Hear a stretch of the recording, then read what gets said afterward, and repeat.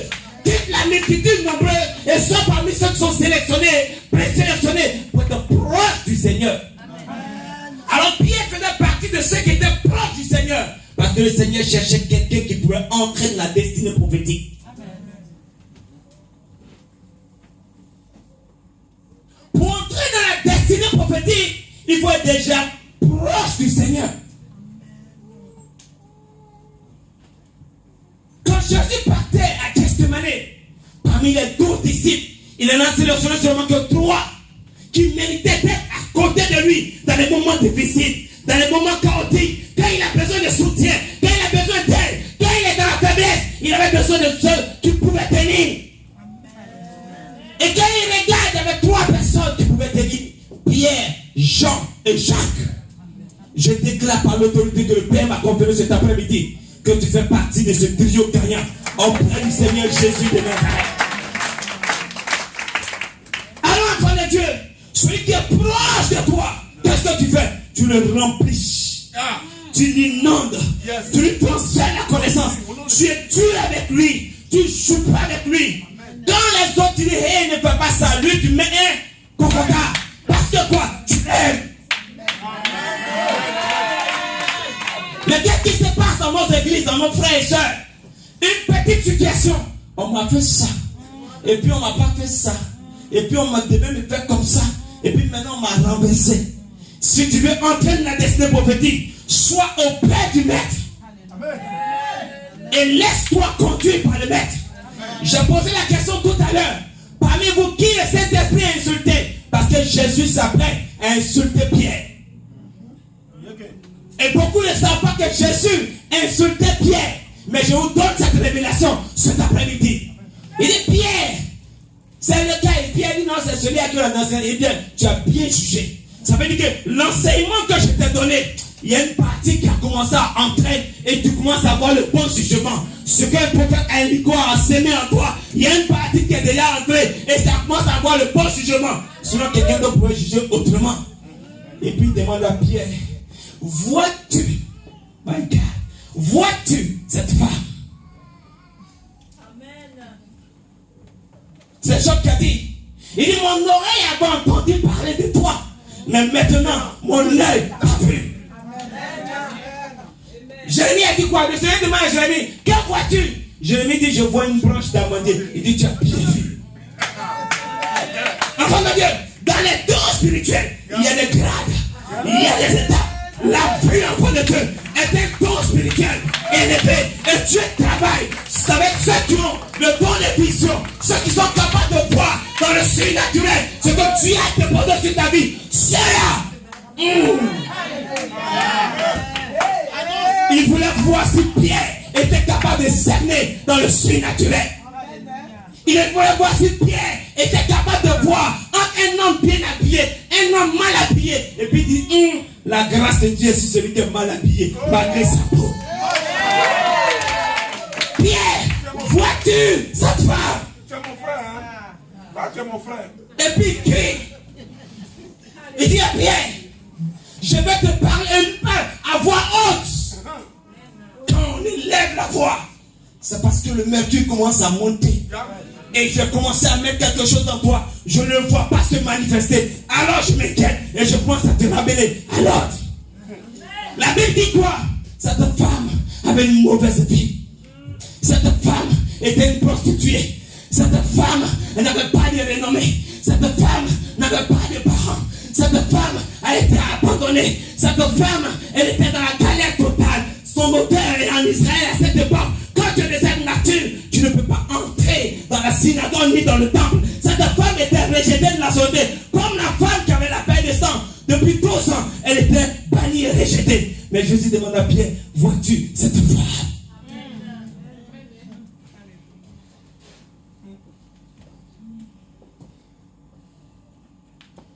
Pierre a dit quoi? Il la voit. Et puis Jésus va commencer à parler à Pierre. Il dit quoi à Pierre? Il dit Pierre, moi Jésus, ton maître, celui qui t'a enlevé dans la pêche des poissons, toi qui es un homme sans instruction, toi que personne ne respectait en Israël, toi toi qui étais un bateau, toi qui n'avais pas de destinée, toi qui n'avais pas l'esprit de Dieu, Pierre, moi je t'ai formé, je t'ai préparé, je t'ai disposé, je t'ai mis à côté de moi. Tu fais partie du trio gagné à côté de moi. Mais Pierre, je suis entré chez toi. Amen. Tu ne m'as pas donné d'eau pour laver mes pieds. My God. Tu ne m'as pas donné d'eau pour laver mes pieds. Ce qu'on fait dans la tradition juive, comme nous qui sommes des Africains, quand quelqu'un arrive chez toi, la première des choses que tu fais avant de demander les nouvelles, tu donnes de l'eau à boire. Dans les cultures, on lavait les pieds. Est-ce que quelqu'un peut me dire cet après-midi, pourquoi Pierre n'a-t-il pas lavé les pieds de Jésus? Regardez au-dessus. Quand Jésus a dit à Pierre, je vais te parler, il dit, Seigneur, parle. Impolitesse en cœur. Pierre, je vais te parler. Seigneur, je t'écoute. Mais quand il dit, Seigneur, parle, Pierre pensait qu'il était déjà au même niveau que Jésus. Il pensait qu'il était déjà arrivé à la dimension du roi des rois, du Seigneur des seigneurs.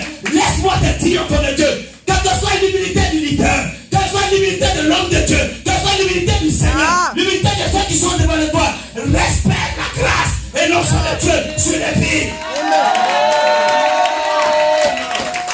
Pierre, oh Dieu, je dis, Seigneur, parle. Non. Amen. Le Seigneur a commencé à parler.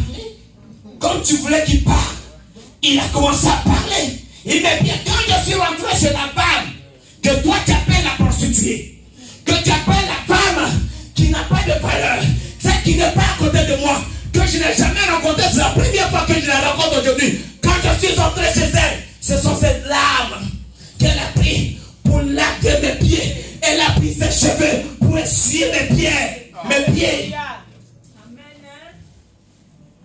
Enfant de Dieu, prophète du Seigneur, serviteur, servant de Dieu, chrétien, chrétienne, diacre et diaconesse, je vais vous inviter à méditer la profondeur de cette révélation. Amen. Pierre n'a plus parlé. Il écoutait. Mais quand tu es près du Seigneur, et puis oses-tu comparer à une prostituée, ça là, c'est quoi? On appelle ça comment? Dis-moi. C'est pas un jus. C'est pas une insulte, mais de manière voilée, de manière polie, en termes d'enseignement, mais en termes de dire que tu as passé tout le temps à côté de moi, mais tu n'as rien compris.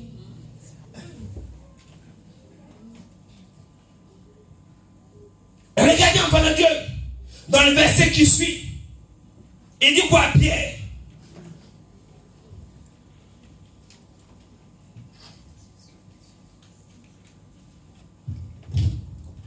Pierre, je suis entré chez toi. Tu ne m'as pas embrassé. Ça veut dire quoi? Tu ne m'as pas donné l'amour. Oh, je t'enseignais l'amour. Tu ne m'as pas donné la compassion. Il dit, tu ne m'as pas donné de baiser. Tu ne m'as pas embrassé. Mais elle, depuis que je suis entré chez elle, elle ne fait que me couvrir d'amour, d'affection. Elle prend soin de moi. Elle veille sur moi. Oh Pierre, c'est la première fois que je la rencontre. The first time, the first day. C'est la première fois. Mais elle ne fait que me couvrir d'amour. Elle ne fait que couvrir d'affection. Ça veut dire Pierre, elle connaît ma valeur. Mais toi Pierre, tu es à côté de moi. Tu manges avec moi, Dieu se révèle à moi, tu vois les miracles, tu vois les témoignages, mais tu ne connais pas ma valeur. Pierre! Beaucoup sont surpris pourquoi dans l'église et dans la communauté, d'autres réussissent, d'autres prospèrent, d'autres sont renouvelés, d'autres évoluent et d'autres n'évoluent pas. Oh, il dit, il y a longtemps je suis à l'église. C'est pas ça qui compte, hein? L'église, c'est pas CV. Ce n'est ni le diplôme. Ce n'est ni le titre. It depends on your heart. Ça dépend de ton cœur. Il dit Pierre, quand je suis entré chez elle, elle n'a pas cessé de me couvrir de...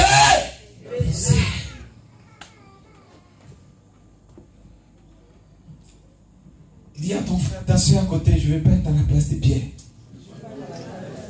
Je ne vais pas être à la place de Pierre. Alléluia. Enfant de Dieu, regarde ça toi-même. Examine ça toi-même. Examine ta vie toi-même. Examine ta relation avec le Seigneur toi-même. Examine ta relation avec ton leader, ton pasteur, ton guide toi-même. Examine ça toi-même. Rappelez-vous, enfants de Dieu, en Josué chapitre 1, verset 1. La Bible dit ceci. Moïse, serviteur de l'Éternel. Josué, serviteur de Moïse. Enfant de Dieu, est-ce que tu comprends ce que je suis en train de te dire? Le Dieu que nous avons, c'est un Dieu qu'on ne voit pas, mais il vit par les lois, il vit par les préceptes, il vit par des paroles, il vit par des règles préétablies. C'est pour cela qu'enfant de Dieu, au dernier temps, vous allez vous tromper pour dire non, que ce sont les chrétiens qui vont être sauvés. Je te dis cet après-midi que c'est faux. Aucun verset de la Bible ne dit que le chrétien sera sauvé, mais la Bible dit que Jésus-Christ est le chemin, la vérité et la vie. Quiconque marche sur la parole de Jésus, quiconque marche sur la pensée de Dieu, quiconque marche sur les règles du Seigneur sera sauvé. Enfant de Dieu, ne nous trompons pas de combat. Le trône de Dieu est ouvert. Est ouvert pour tous ceux qui obéissent. La voix de Dieu soit machine. Le trône de Dieu est ouvert pour tous ceux qui obéissent à la voix du Seigneur. Je te dis la vérité. Enfant de Dieu, je ne vais pas te donner un évangile de condamnation. Mais la Bible dit en Jean 8:32 que vous connaîtrez la vérité. Et la vérité vous affranchira. Je suis venu te donner la parole pour t'affranchir. Enfant de Dieu, je regarde la montre un peu. Vous êtes un homme de Dieu. On est dans le pays des blancs où tout est réglo. Et si j'ai vu, on prend 4 mains avant de passer, mais nous avions à passer. Partout, c'est bing, bing, bing. Faut pas en dépasser les avec bing. Alléluia. Maranatha.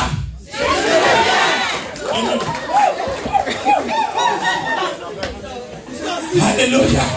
Enfant de Dieu, nous allons aller dans une autre dimension de la parole. Nous allons aller dans une autre dimension de la parole. Enfant de Dieu, quand la parole est libérée comme ça, le ciel s'ouvre. Et quand le temps du ministère va venir, vous allez voir que l'homme de Dieu viendra comme ça.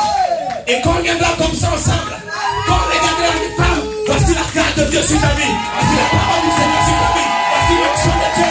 Voici la puissance de Dieu. Alléluia. Tout ce qui était caché va s'ouvrir. Pourquoi? Parce que la parole a été libérée. La parole a dégagé toutes choses. Mais celui qui viendra te dire sans la parole, celui qui viendra te dire sans la parole, tu as porté un caleçon vert. Voici le numéro, c'est un menteur. Celui qui a dit, voici le billet de banque qui a dans ta poche, ça porte un numéro, c'est un menteur. Parce que l'esprit de Python, l'esprit de vipère, ce pays actuellement pas de mais laisse-moi te dire, dans ce pays, dans cette nation, dans ce monde entier, il y a encore des prophètes authentiques de Dieu. Il y a encore des véritables serviteurs de Dieu. Laisse-moi te dire que la vérité existe, la grâce existe. Je vous emmène un témoignage pour continuer encore de Dieu. Vous savez que la Côte d'Ivoire a connu une crise, une guerre atroce, où nous les pasteurs se sont cherchés à Abidjan. Moi, je ne me suis pas cherché. Jamais. Je suis resté chez moi à la maison. Et ceux qui connaissent Abidjan, là où moi j'habite, et puis là où Blé Bouddha habite, c'est à peine 200 mètres. Je n'ai pas quitté Abidjan. Le 20 novembre 2004, j'ai été mandaté par Dieu pour dire au président Laurent Gbagbo qu'il donne la désobéissance selon Dieu. J'ai annoncé la guerre qui est arrivée en 2010-2011. J'ai fait des brochures, des conférences de presse pour dire il y a Bama qui arrive. On dit oh, prophète de malheur. Non, le prophète de malheur. J'ai fait programme jusqu'à l'hôtel Ivoire qui était le plus grand hôtel à l'époque, la Côte d'Ivoire et d'Abidjan. Je lui ai dit, il y a Dieu m'a dit, il n'y a pas de solution. Guerre, ça va venir. Quand ils m'ont pas écouté, il y a mon dernier programme en août 2008, une conférence internationale. Et j'ai annoncé le dernier pays. Et puis je me suis arrêté.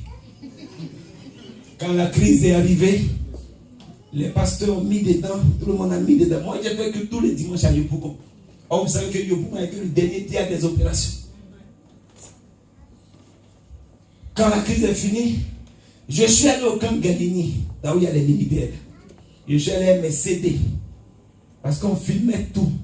Les écrits, les coupures de presse sont là. On n'a rien à cacher. Quand Dieu t'a donné une parole claire et précise, tu n'as pas peur de quelqu'un. Parce que dans le domaine de la révélation, il n'y a pas fait je suis FPI, je suis FDA. Non, on ne fait rien ça. Dieu ne connaît pas tout ça. Je lui ai montré les CD. Puis je lui ai dit, moi-même, dans mon cœur, c'est un probable, il ne va pas mentir. C'est vrai que je suis un pasteur, mais ici, un Ivoirien. Quand il est allé voter, là, c'est pas où il est voté. J'ai même fait sa campagne. Voilà. Ça, c'est en tant qu'Ivoirien, en tant qu'individu. Mais en tant qu'homme de Dieu, je l'avais déjà dit qu'il était dans la désobéissance. Et que sa vie était menacée. Et que c'était un complot international. Il dit, pasteur, fais voir les vidéos là. Ils ont regardé. Ils m'ont dit, qui? Pasteur, tu as vu? Oui. On ne savait pas qu'en Côte d'Ivoire, il y avait des véritables serviteurs de Dieu. Il y en a toujours. Mais c'est les faux là, ils sont partout. Ils ont fait la publicité. Chaque mois, l'homme de Dieu prêchait dimanche dernier, j'étais heureux. Parce que c'est comme s'il vient nous habiter en Côte d'Ivoire. Chaque mois, il y a quelqu'un qui sort. Mais il ne fait pas un an et puis il disparaît. Alléluia. Alors, enfant de Dieu, le moyen par lequel vous allez les reconnaître, c'est au niveau de la parole. Au niveau de la parole.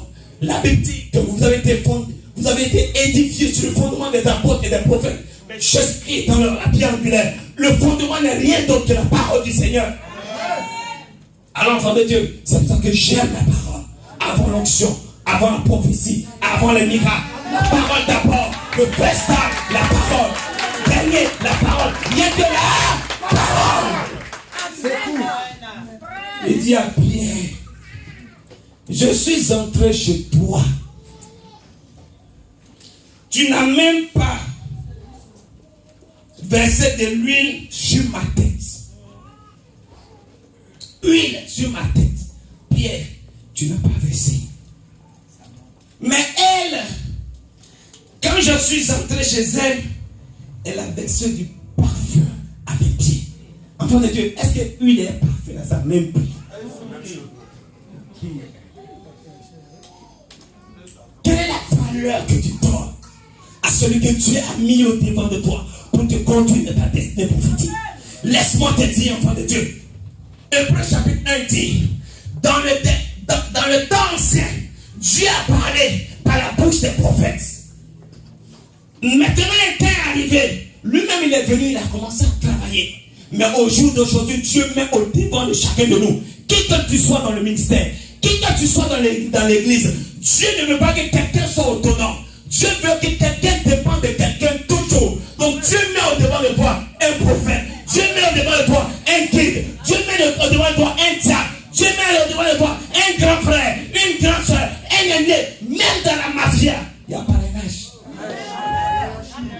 Même dans la mafia, il y a parrainage. Même dans n'importe quel réseau, il y a parrainage. Tu ne respectes pas les règles du parrainage, tu ne peux pas percer. Même en politique, il y a parrainage. Dans tous les milieux, même pour voir l'eau glacée à jamais, il y a parrainage. Pour voir le bois, il y a parrainage. Pour voir le charbon, il y a parrainage. À plus forte raison, dans le royaume du Dieu de gloire, le Dieu des principes, le Dieu des lois, le Dieu qui fait toutes choses, il y a toujours un parrain. Quand tu ne respectes pas ton parrain, maman, on n'a pas besoin d'un proverbe de dire que tu vas échouer dans la vie.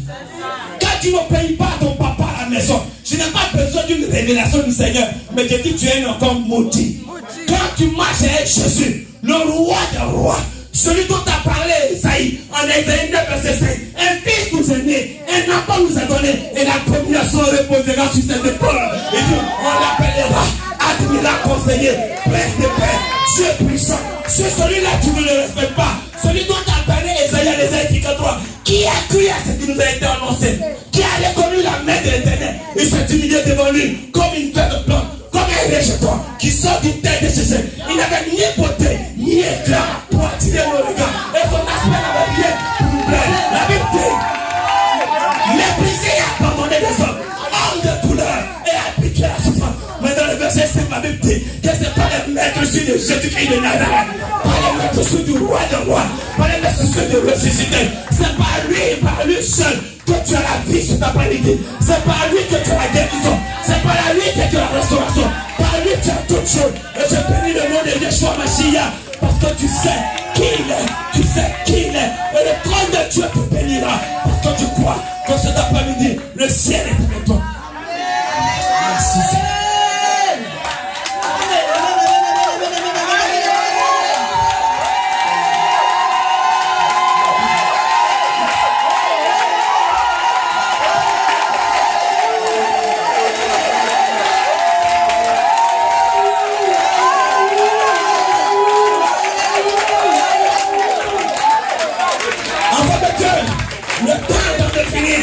Mais je vais vous te donner la dernière révélation pour terminer le temps. Quand Jésus a fini d'insulter Pierre, comme toi et moi, souvent le Saint-Esprit nous insulte. Nous servons Dieu, nous marchons et Dieu, nous disons que nous sommes chrétiens. Et nos destinées ne changent pas, on accuse Pierre fort. Et on oublie de s'accuser. Lamentation chapitre 3 dit que chacun de nous se plaigne de ses propres péchés. Quand Jésus a fini de parler à Pierre, laisse-moi te dire, enfant de Dieu, quand tu es proche du Seigneur, il ne te parle pas la vue. Il ne te parle pas la vue. Quand il a fini de parler à Pierre, il dit à Pierre, c'est pourquoi. Enfant de Dieu, il faut que tu aies dans ta vie un c'est pourquoi. Rappelez-vous quand tu as dit à Abraham, sacrifie-moi ton fils, ton unique Isaac. La Bible dit qu'Abraham a obéi. Dieu a dit à Abraham, parce que tu as obéi. Philippiens 2:11 dit quoi? Christ, existant en forme de Dieu, ne s'est pas regardé comme égal à Dieu. Il s'est humilié, il s'est rendu obéissant. La Bible dit que c'est pourquoi Dieu lui a donné le nom au-dessus de tous les noms, avec au nom de Jésus. Tous genoux fléchissent dans les cieux, sur la terre et sous la terre. Mais il y a un c'est pourquoi. Quel est le c'est pourquoi de ta vie? Quelle est la raison que tu prends au trône de Dieu pour t'arroser sur ta planète? Qu'est-ce que tu as fait? Quelle action tu as posée? Quel miracle tu veux et que Dieu n'est pas capable de te donner? Je connais ce Dieu, enfant de Dieu, qui enlève le pauvre dans les champs, dans les plantations et qui le fait à la soie, à la table pour moi. Je connais ce Dieu qui prend le malade depuis des années et qui le guérit, qui le restaure. Je connais ce Dieu, je l'ai expérimenté et je crois qu'enfant de Dieu, si tu es capable de travailler, pour moi c'est pourquoi dans ta vie, Dieu agira aussi dans ta vie et te montrera qu'il est le Dieu. Il ne regarde pas à ce que les gens pensent, il ne regarde pas à ce que les gens disent de toi, mais il regarde à ce que lui a déposé en toi. Je crois enfant de Dieu qu'il y a une grâce de Dieu sur ta vie. Je crois enfant de Dieu qu'il y a une onction de Dieu sur ta vie. Je crois enfant de Dieu qu'il y a un dépôt de Dieu sur ta vie. Je crois en cela. Je crois en cela. Il dit en Genèse chapitre 1, verset 26, il dit faisons l'homme à notre image, selon notre testament, afin qu'il domine. Maman, on est appelé à dominer. On est appelé à régner. Les projets que j'ai formés sur vous, Jérémie 29:11, les projets que j'ai formés sur vous sont les projets de paix et de bonheur et non des projets de malheur, afin de vous donner un avenir et de l'espérance. Enfant de Dieu, le trône de Dieu est prêt pour toi. Il est prêt pour moi. Il est prêt pour chacun de nous. Mais ça dépend de le c'est pourquoi. Quel est le c'est pourquoi que tu lui donnes pour qu'il t'arrose abondamment? Quel est le c'est pourquoi tu lui donnes pour qu'il dise ma situation doit se débloquer? Quel est le c'est pourquoi tu lui donnes pour qu'il non, on vient de toucher à mon point, on vient de toucher à ma servante, on vient de toucher à mon fils. Quel est le c'est pourquoi tu lui donnes? Donne-lui une raison. Enfant de Dieu, écoute-moi très bien et c'est là que je vais terminer. Je n'aurai pas le temps de prier, mais mardi, on est là. Amen. Jeudi, on est là. Dimanche, Dieu fait la grâce. Souvent, enfant de Dieu, on vous prêche. David est devenu roi. Le prophète est venu. Et puis le prophète a dit parmi tous les frères de David, Et puis il a choisi ta vie. Pour les rien comme ça. Pourquoi il a rien comme ça? Lis bien les Écritures. Lis bien les Écritures. La Bible dit quoi? David était le plus jeune. Il était dans les champs, derrière les moutons. Papa, à la maison. La Bible ne parle pas de maman, moi je ne sais pas. Mais les grands frères, à la maison, en train de se cirer les ongles. Se saper comme chez nous, les petits, on aime se saper pour se logober un peu dans le quartier. Pour rester dans les petits affaires du quartier. Ils sont là et le petit est en bourse. On n'a pas besoin de dire qu'à cette époque, les parents de David étaient que des bergers. Celui qui s'occupait des moutons, il mettait sa vie en danger. Quand le lion vient, quand l'ours vient, il mettait sa vie en danger. La nourriture qu'il produisait dans les champs, le lait qu'il produisait, c'est qu'il arrivait sur les moutons. C'est ça qu'on vendait pour s'occuper de ses grands frères, des papas et des mamans. La peau des moutons, c'est ce qu'on prenait pour s'occuper des papas et mamans. Il nourrissait dans les champs le père, la mère, ses frères. Il s'occupait de l'entretien de la maison. Oh, personne ne l'a envoyé. Personne ne lui a demandé de faire ça. Il ne s'est jamais plaint. Il n'a jamais dit pourquoi je suis le petit frère. Et puis c'est moi qui suis en train de travailler. Il a gardé le silence. Dieu dit, j'ai trouvé quelqu'un qui m'est agréable. Je veux cet après-midi, enfant de Dieu, que tu poses une série d'actions, que tu poses une série de pas, pour que Dieu dise, j'ai trouvé dans l'église de le prophète Aliko une femme, un homme qui me plaît, qui est agréable, parce qu'il a un esprit de sacrifice, il a un don de soi, pour que moi, Dieu, je l'arrose et que je fasse de lui roi. Regarde les Écritures. David a été le seul de la Bible qui a été au moins 3 fois. Mais ça, c'est un autre chemin. Tiens-toi debout avec moi, on va élever la voix vers le trône de Dieu.